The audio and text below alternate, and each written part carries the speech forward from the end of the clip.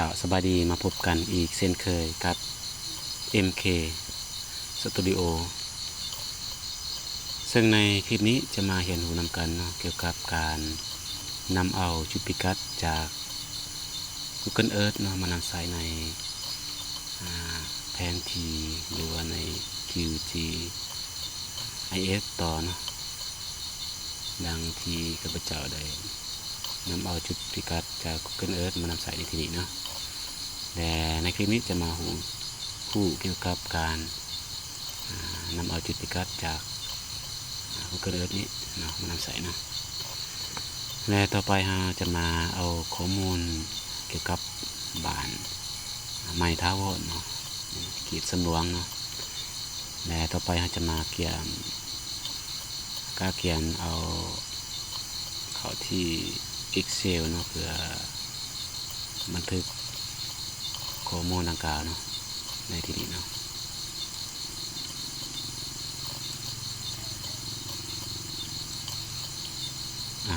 และมีทิศตะวันออกนะทิศเหนือ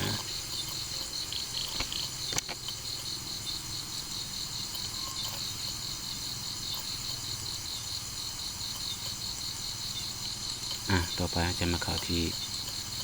Google Earth และเอาจุดพิกัดนะซึ่งจะเอาข้อมูลนางอิงมาลองเฮ็ดแผนผังของ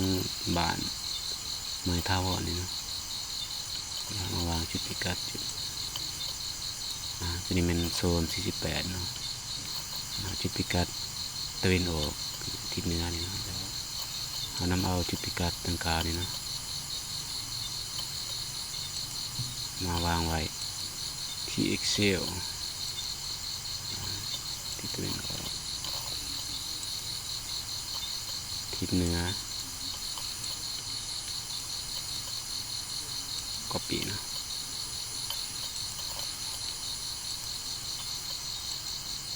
เราสามารถนำเอาจุดพิกัดดังกล่าวนี้มานำใส่ในQGIS ในการแต่งรูปพางแผนผังของบ้านนี่เนาะตัวนี้เราสามารถย้ายได้นะเราจะจุดที่2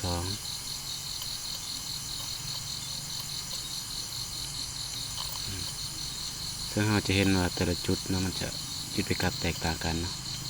เพราะว่าแต่ละจุดมันก็มีจุดพิกัดของจุดไขมันเนาะ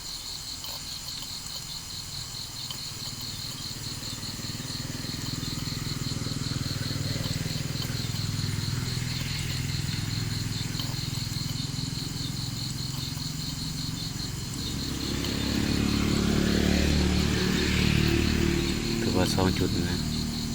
เอาจุดที่3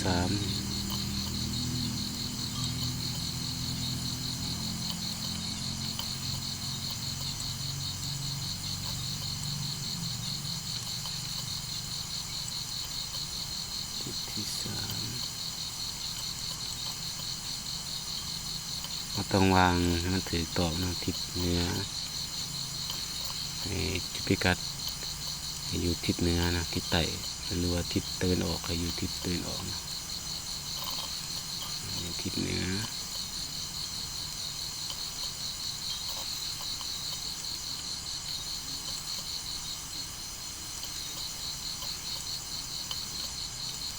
ได้3 จุดจุดที่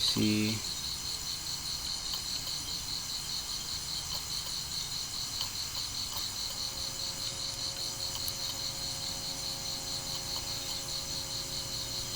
ถ้าอยู่บ้านไม้ท้าวรอย่าลืมคอมเมนต์ใต้คลิปเด้อให้พิมพ์หมายเลข1ใครอยู่ไม้ท้าวร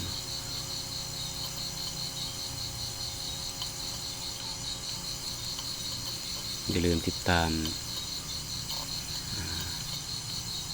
ในคลิปต่อไปเนาะมันจะมีหลายขั้นตอนในการเฮ็ดแผนผังของบ้านนี่เนาะถึงว่าในคลิปนี้จะเอาจุดพิกัดคลิปที่2อาจจะเอานำจุดพิกัดดังกล่าวนั้น มาเข้าในแผนที่เนาะที่สามเราจะแต้มรูปหาของแต่ละตอนนะดินแต่ละตอนเอามาเบิ่งคำนวณเนื้อที่เนาะเนื้อที่แต่ละบ่อนั้นจะมีเนื้อที่เท่าไรเนาะอย่าลืมติดตามเนาะคลิปต่อไปเนาะแล้วเราจะได้3 จุดต่อไปเราจะมาวางจุดนี้นะ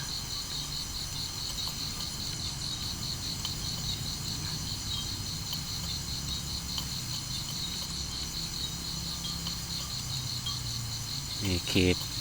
48แมนโซน48นะฉะนั้นบ่จำเป็นต้องเอานะ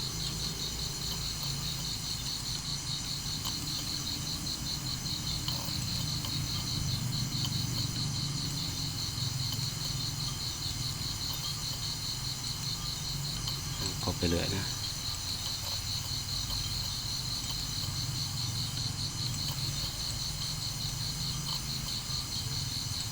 วางจุดนี้นะ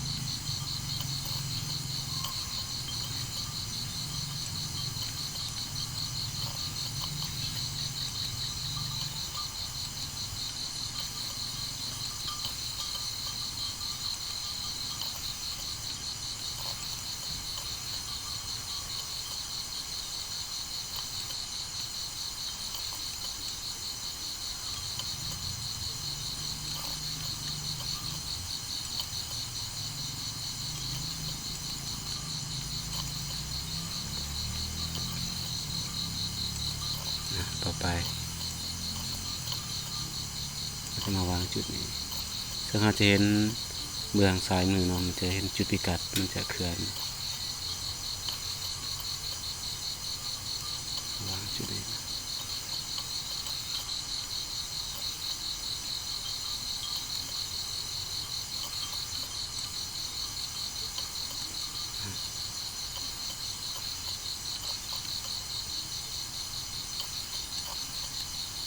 ทิศตะวันออกจุดพิกัดตะวันออก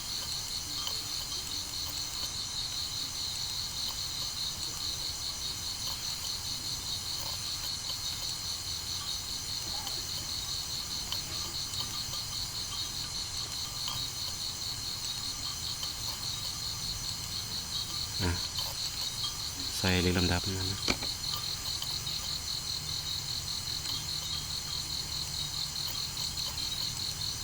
มี7 จุดนะ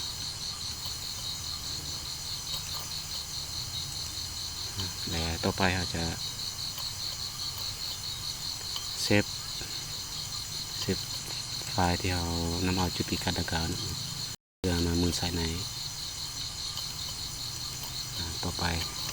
ใน GPS หรือใน QGIS นะบานไม้ท้าวะนะเสียเตรียม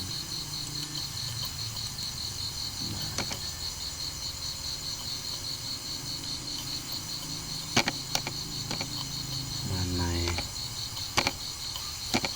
ท้าวะ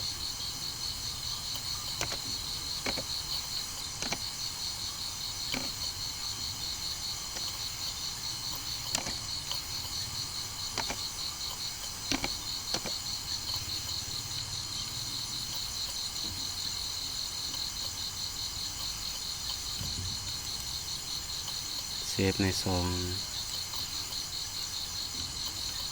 F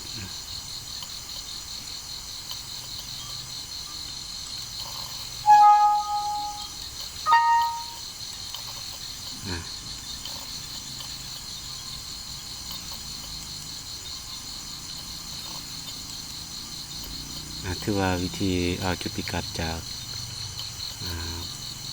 Google Earth เนาะซึ่งวันนี้จะเอายกตัวอย่างของบ้านไม้ทาวรนั้น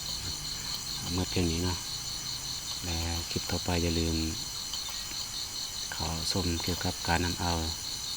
จุดพิกัดที่เราเซฟหรือว่าเอาจาก Google Earth เนาะมานำใส่ในนี่นะมานำใส่ใน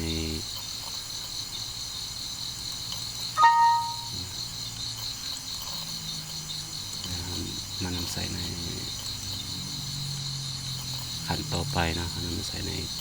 QGIS นี่เนาะนำใส่นำเข้าในนำเอาจุดพิกัดดังกล่าวนำใส่ในที่นี้เนาะ